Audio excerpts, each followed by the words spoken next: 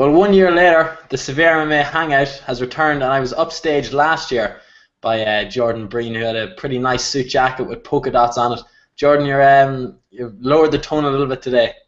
Well, like I intentionally, maybe not like intentionally, but I thought like I'm sitting in my home. Do I really have to like I could put a jacket on? It would be like a 30-second inconvenience. I just thought it might be excessive, but I'm glad that you're so inspired. Well, Also, the jacket in question, not polka dots. It's actually leopard print, and if it comes to it, it's like at like several arms reach. I could put it on. we could just level the playing field because this jacket is too small for me anyway, and it was just as a show off, really. Like I'm probably Well, I'm, to I'm, be I'm wearing fair, to be shorts. fair, the tradition of wearing something a size too small for you, it's very MMA. It's very Joe Rogan. Get that extra medium fit. Oh, I'd be more of a slim small. To be honest, I'm not on Joe Rogan's dietary regime. I wouldn't be at his size at the minute. Well, that's probably for the better. You don't look like a potato person who's perpetually going to explode on camera. And my hands, either I don't have hair on the backs of my hands. But anyway, we're joined today, Sherdog Administrative Editor, host of the Cheap Seats and the Sherdog Radio Network, as well as the host of Press Row with Jordan Breen, and the biggest lover of hip hop, rap music, and mixed martial arts media, Jordan Breen. Jordan, let's get things started. A year ago, you thought Conor McGregor could have been a big star in the UFC if things went right. Safe to say the Yeah. last year has gone right. Yeah, absolutely. He's beat up a lot of people, and more importantly, I mean, people forget that one of the real problems with MMA is continuity. Someone called me up who's working on like a mainstream story about Jones Cormier, and I talked to him for like 5 hours. And one of the things that he kind of asked me a couple times in the story is like, how aren't guys like John Jones bigger stars? Like, why hasn't the UFC been able to translate maybe in that way post Lesnar, GSP, whatever the case might be? And the fact is, like, building an MMA star is really, really hard. It's never as simple as a leapfrog effect. It's very seldom you just get like a champion who loses to a new guy and everyone's excited about the new guy. You'd think it would work that way, but it just doesn't in practice. So I think it's incredibly impressive. Probably the most impressive thing that Conor McGregor has been able to do is post Max Holloway. I mean, that was what, December of last year. He spent a ton of time away from the cage before coming, or a decent amount of time away from the cage in between fights, and he always managed to remain at the forefront of the conversation. I mean, this is a perfect example. Heading into UFC 179, Jose Aldo and Chad Mendes are rematching for all the marbles in the featherweight division, but ultimately people still find a way to talk about Conor McGregor more. Where he wants to put his scrotum is a bigger story than ultimately who's going to win or like how like people's anticipation for the fight. So above and beyond the fact that he's obviously a high crack fighter with incredible offense who's going to be an imminent title challenger, it's an underrated ability, I think, for guys to stay fresh, stay relevant, and find some way to implant themselves in the hearts and minds of fans when they're not actually fighting or don't have something on the docket. And Conor McGregor has been a story every week, every month of 2014, more or less, and that's something very rare in MMA. We'll only touch on Connor's scrotum once today, and I just want to ask, from an Irish point of view, I know that the Irish fans ate it up. It's just a general sort of insult, maybe in our culture. Something like that would be thrown out in a conversation and would be lapped up by fans, and it seems like it has been in Ireland. But as a Canadian, how do you think the US market would take something like that? Are they kind of like, oh, Conor McGregor's a funny guy, he's going to rest his balls on someone's forehead, or are they thinking like, all right, Conor McGregor's a bit of a dickhead? I think it would depend on it's probably confirmation bias type stuff. You know what I mean? If you're someone who hates Conor McGregor, it upsets you or offends you, or you think it's stupid. And if you're someone who thinks Conor McGregor's a wonderful addition for all his trash talkiness to the MMA landscape, then you're probably very appreciative of it. The other thing too is like I see a lot of people who just see it kind of as like a non sequitur insult. This surprises me. I actually thought it was like a pointed insult because Chad Mendes asked him, do you even know what wrestling is? And his response is, I can put my balls on your forehead. I actually thought it was quite clever because that's more or less what you might do in the process of sprawling on someone. Oh Like it's yeah. actually like an MMA bound insult. No one like seemed to diagnose this. Everyone just acted like Conor McGregor wanted to like pin Chad Mendes down and like teabag him. which doesn't like that. That to me like wasn't what he was suggesting. Like I thought he was suggesting that Chad Mendez would futilely try to take him down, and Conor McGregor would just rested balls on his head and then beat him up. Oh, well, I definitely will have to try find that out from him. If it Am I just like reading too much into a testicle joke? no, I think that makes sense. It's just the Because it's a response to the question, do you even know what wrestling is? Yeah, so I'm thinking then Irish people would have taken that as, oh, Conor's been a legend, saying that he'll teabag him. But when you think about it, if he was trying to stop a takedown, then enough about Conor McGregor's testicles for the moment. But I know that you said a couple of weeks ago that you're not too keen on buying into the whole, oh, what happens if Conor McGregor fights a wrestler? Well, I mean, here's the thing, like, how many people talk like there's this whole big like army of guys at 145 that could beat Conor McGregor up. Like at best, if you're going to be generous and say like this guy could compete, like maybe he could have a good night and beat Conor McGregor. How many guys are you really talking about at 145? I would favor Aldo, I'd favor Mendez, I'd favor Edgar. I'd be interested in fights with guys like a Swanson, but I named 4 guys. Like, is that really like the best we can do? 4 guys? If we include Lamas and Bermudez, like I said, be generous. That's a half dozen guys. That's 6 guys. You'd think there was 60 people out there that were far more achieved, far more accomplished, far more seasoned in mixed martial arts than Conor McGregor. And the fact is, there's not. At the very best, you're looking at 6, 7 guys that could beat him probably, or would have a decent, thoughtful chance at beating him. That's not really a large, varied group. That's pretty select. And even in that group, you have guys like Lamas and Bermudez who, like, I think Conor McGregor would maybe not slaughter Lamas. I think he beats Lamas, can knock him out badly. Bermudez, even though he's improved his stand-up, Bermudez is still so wild. He's still so compact. McGregor does a great job at combining the jab with like exotic kicks and stuff like that. I think he tuned Bermudez up. So, yeah, this idea that there's all these wrestlers out there just waiting to prey on him. And also, it's notable that any of the wrestlers you mentioned, it's not that they're wrestlers. Like, all the wrestlers that people would consider are like, oh, this guy's going to have some Conor McGregor, they're also just really good fighters. Like, am I going to sit there and act like Frank Edgar and Chad Mendez are going to be able to beat Conor McGregor just because they're good wrestlers? No. They're sensational MMA fighters. So, like, just the idea that a wrestler is going to be able to exploit Conor McGregor's, I don't know, pretty rich. But I meant from the point of view that it's a very cliched thing to say, oh, that guy's from Ireland. There's no wrestling in Ireland. Conor McGregor wouldn't be able to stop a double leg. I mean, he's taking guys down. He messed up his knee in the Max Holloway fight and took Max Holloway down. Max Holloway's, 4-0 in this year, stopped everybody or something. Like, dude can fight. Plain and simple. And that's another thing that I think people just don't diagnose kind of the totality of Conor McGregor's game. People see him as like a boxer or a puncher or just some kind of generic like garden variety striker. And it's not the case. Not only is there a level, I think, of like subtlety and nuance to what he does on the feet, his ground game's not bad. Like, he's not a submission wizard, but he can pass guard a pit, and he's a really good ground and pounder, especially if he knocks you down. He can dive on you and finish really effectively. So I think in general his game's better than he gets credit for, and it's harder to take a guy down if he's styling on you on the feet, which he's done to everybody who's fought in the UFC so far. Do you think there could be a case of people are interested in him because he's really the first guy in recent times, if not ever, that keeps going on about human movement, that he's not a mixed martial artist, that he's obsessed with human movement and the body and stuff? Do you think that's what people are kind of thinking, like, oh, maybe that leads to his striking capabilities? Because I know he's worked extensively in the last couple of months, taekwondo stuff, capoeira stuff, and you see him throwing these crazy kicks in his fight.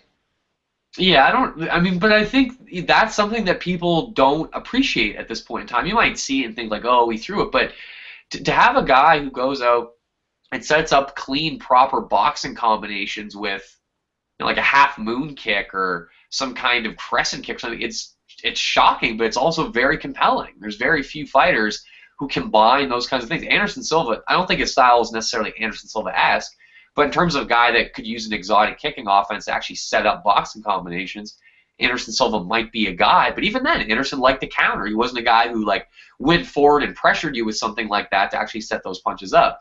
So Conor McGregor is really, honing a style that is fantastic, unique, and so far disastrously effective.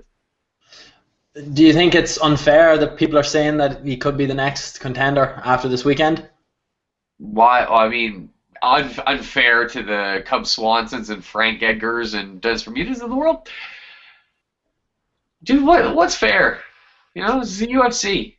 Like if it's my promotion and I'm married to the idea of merit reigning, absolutely. Conor McGregor doesn't deserve it as much as those guys because those guys have beat better opposition for a longer period of time.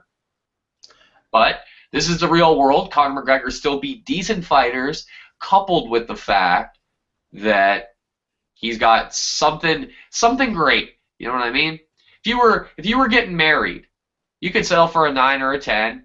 Or you could settle for a 7.5 who has a wealthy family.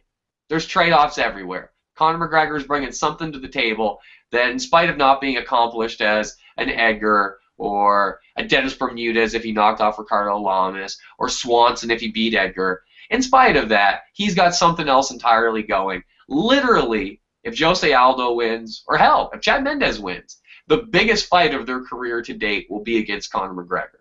That's something that Frank Edgar's not offering. Because Frank Edgar already offered it to Jose Aldo. They fought, Aldo won, and yet somehow, in spite of the fact that Edgar's a better fighter, maybe one of the most underrated, underappreciated fighters in MMA, Frank Edgar's the shit. And he really couldn't offer Jose Aldo a blockbuster fight. Conor McGregor would. That's strange, but that's how she goes. Do you think it's fair that Swanson, he's been around the game long enough that he's probably looking at the way it's sitting out at the minute. He knows that he's going to fight Frankie towards the end of November. Aldo and Mendes this weekend. It gives the UFC the chance to announce Conor as the #1 contender if, in my opinion, if Aldo wins. Then Swanson and Edgar are looking at this with dollar signs in their eyes because the potential is they're going to be fighting Conor maybe next. Absolutely.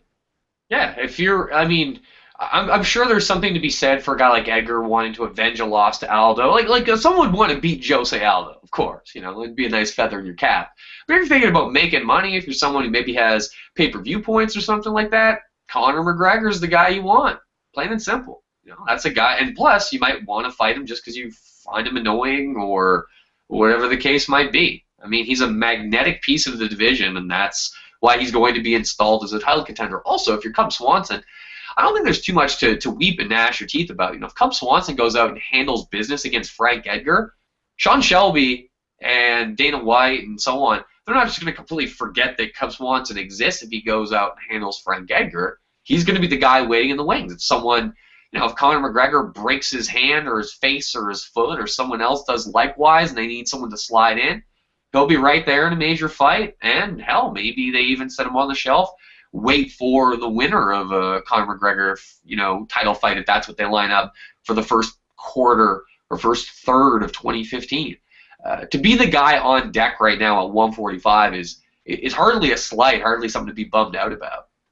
Well, last thing, Conor related, a lot of people are kind of speculating what the UFC are going to do with him because they have such marketability. Maybe the Aviva Stadium next year, if it does happen in Dublin, will set European records for attendance and gate probably.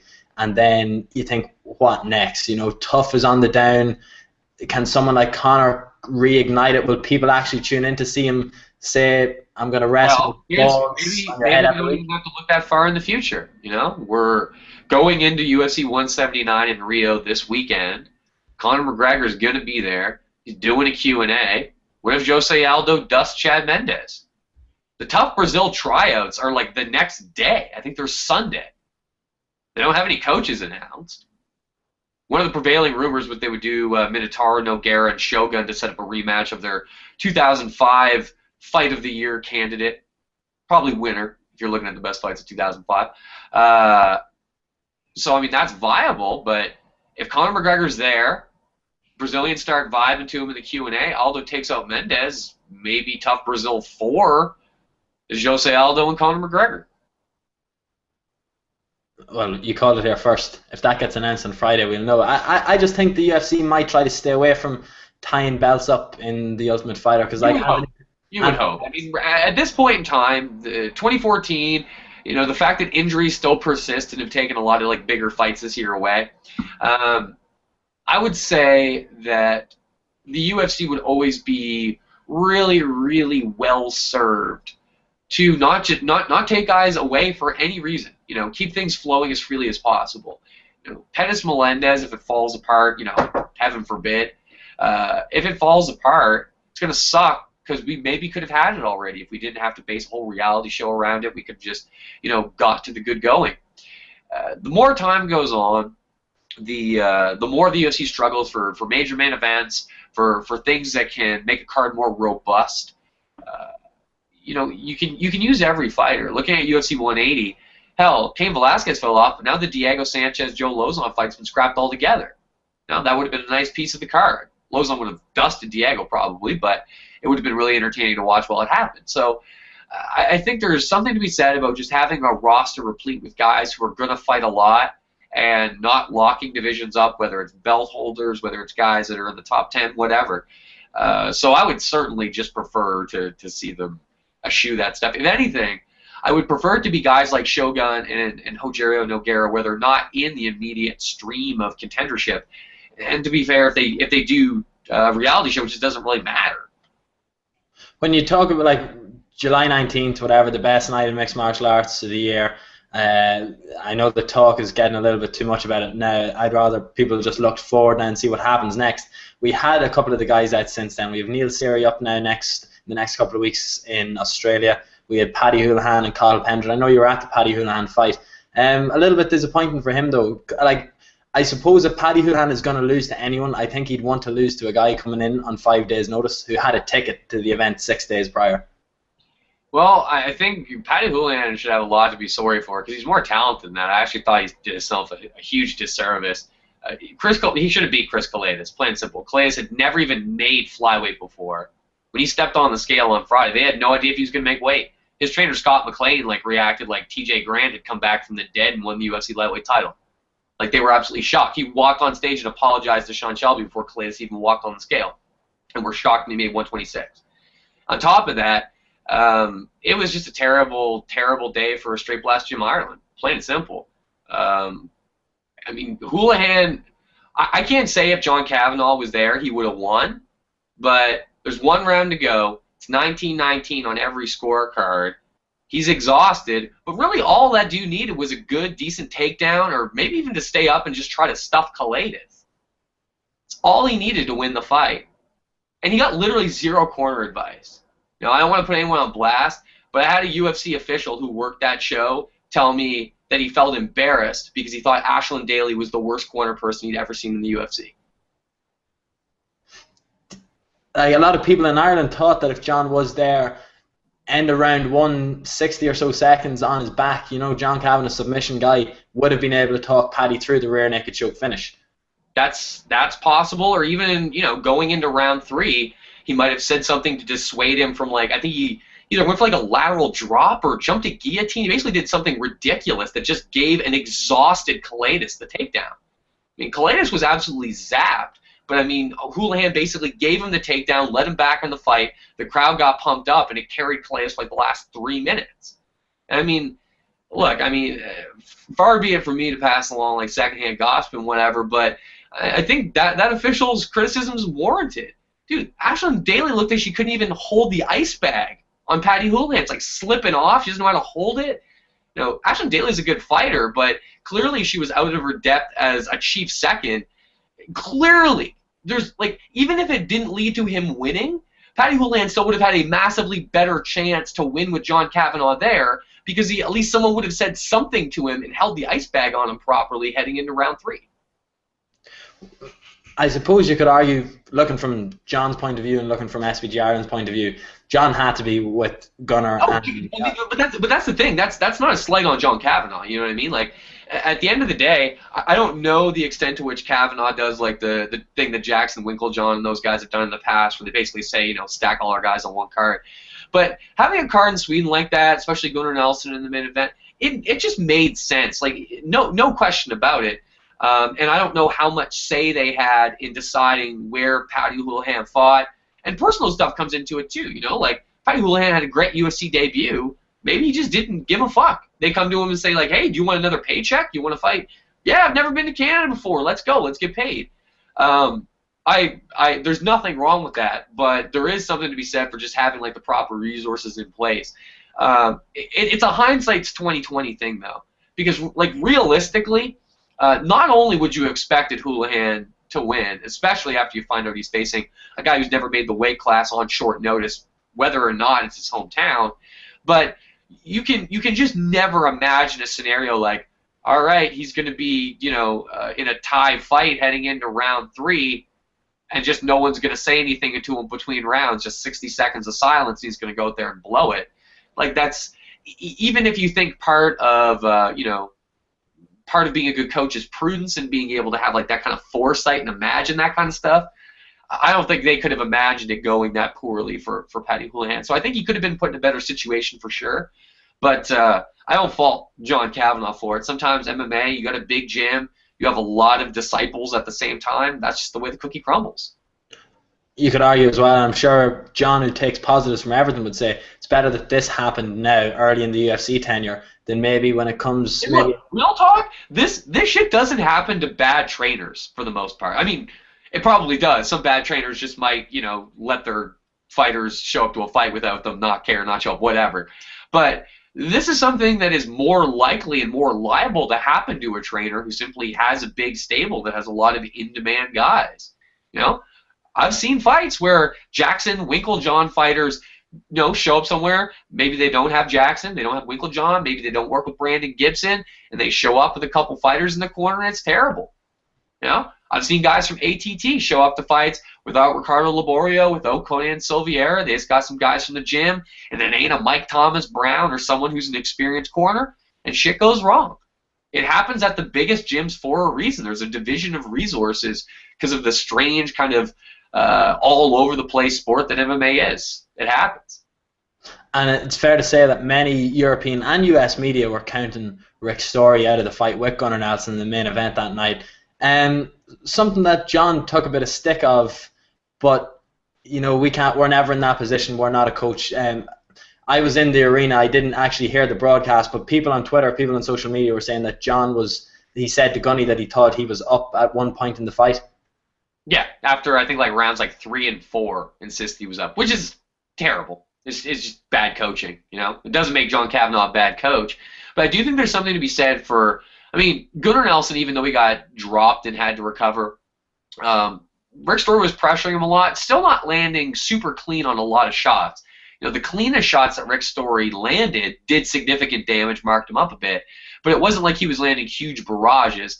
And I think for guys like Gunnar Nelson, there's a problem kind of similar to guys like Gegard Mousasi. If you have decent defense and you don't throw a lot of shots yourself, you're doing a lot of moving away, a lot of like stifling another guy's offense, and you're probably spending a lot of time thinking that he's not hitting me, he's not hurting me, he's not really doing a whole lot to me.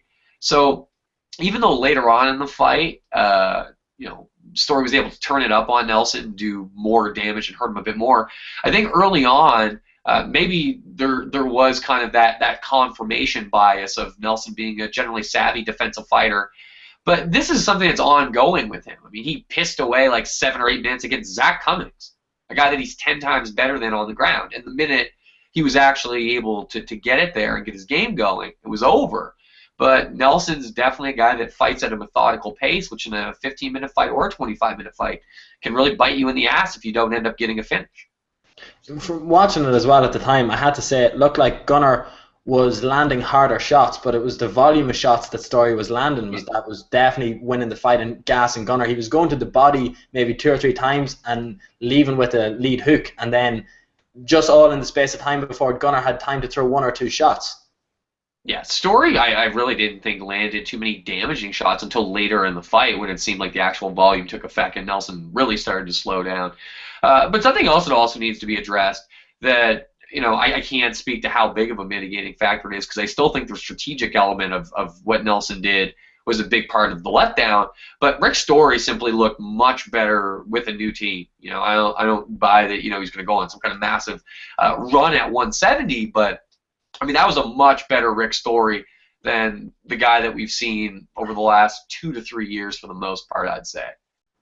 And finally, on Gunnar Nelson, me looking at it, having seen Gunny on the European scene before now in the UFC, it can go 50-50 way what happens in his career now. Gunnar Nelson seems like he would happily go off and live in the woods for the rest of his life, or he becomes Conor McGregor 2.0 and then just becomes obsessed with it, and he takes this loss in the fact that this can never happen to me again. Yeah, I mean, it's not like he's a bad fighter, and more than that, normally when guys like have their limitations exposed, they're intrinsic limitations. He's not fast enough. His skills aren't good enough in this way. We're talking about something that's fairly, as far as fighting goes, fairly like extrinsic with what Gunnar Nelson is at fault with here. I mean, it's mostly bad strategy. Like I said, this guy blew like nearly 2 rounds against Zach Cummins. If he can find a way to use his awkward countering karate style, set up better takedowns, set up arm drags, whatever the hell he has to do to just guard pulls, whatever he needs to do to suck guys to the ground, to create ways that he can sweep to the back. If he can just find a faster, more efficient way to do that kind of stuff, he's going to prosper because we know he can grapple. We know he's tough. I mean, hell, he showed that in the Story fight. He still is particularly world-class in one area and is textbook deadly when he gets dominant grappling positions. It's just a question of how he can get those more readily, more quickly, in a more proficient way against higher-level fighters. And part of that's probably not just moving away for the majority of a round looking for 5 to 6 counter opportunities. That's just probably not going to win a fight at 170 in the UFC. The last time we spoke, Cathal Pendred was on the verge of trying out for TUF. We were thinking that maybe he was going to get a shot for Boston last year. It didn't materialize. Now he's gone 2-0 in the UFC. Following the, you could say, pretty impressive victory of King with the 3-second to unconsciousness rear naked side choke in Dublin, he kind of left a lot of people wanting more in Sweden. Yeah, Cathal Pendred, I think, is like the die's been cast. Like, the guy is what he is. I have no problem with it. I mean, going back to the Conor McGregor thing, he offers a different kind of buzz. He's a guy that people were able to recognize from TUF. If you were a Cage Warriors homie and watched him come up, you probably have a deeper affinity for him. He's Irish. All of these things help. But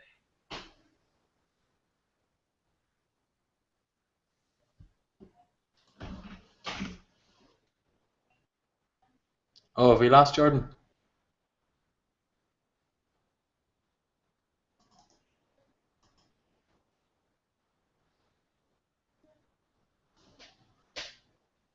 What an excellent delay here. Gonna have to send Jordan the link again just to re-invite him back in.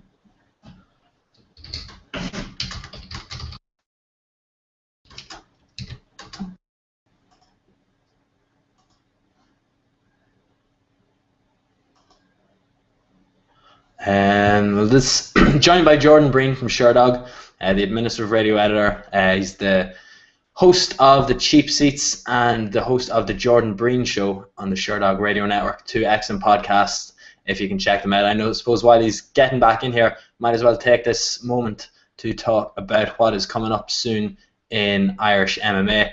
The main thing that we really want to see soon, and it was kind of spread through Facebook and social media yesterday, the return of Battlezone Fighting Championships, the 22nd of November. Andy Ryan has taken back control over the promotion and is promising the sort of card that Ireland has been missing recently, the type of get the amateurs in, but also just so you're not charging, because guys were charging ridiculous prices, in my opinion, 25 to 30 euro for an all amateur show.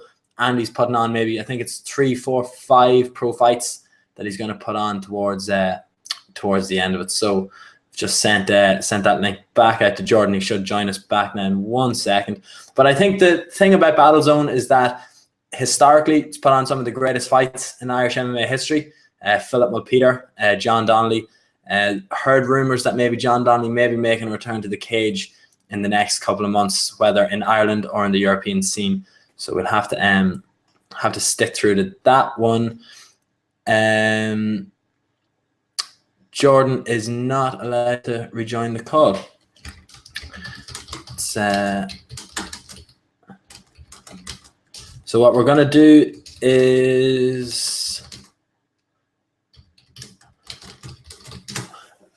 for some reason, Jordan cannot rejoin this call. We're going to close down this one, and it'll be split into 2 parts. So this is the end of the first part, the return of the Severe MMA Hangout, and we're joined by Sherdog's Jordan Breen. Back in a few.